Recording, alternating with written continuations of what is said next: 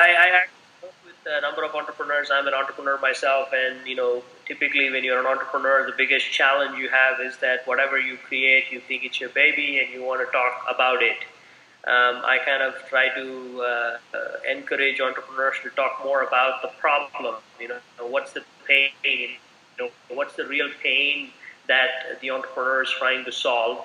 How big the pain is globally, and what do they think that it's them who can solve that pain?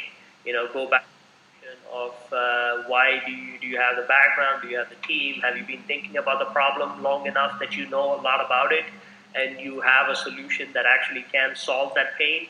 I think in that flow of thought would be the best way to attract investors to look at what any entrepreneur is trying to do.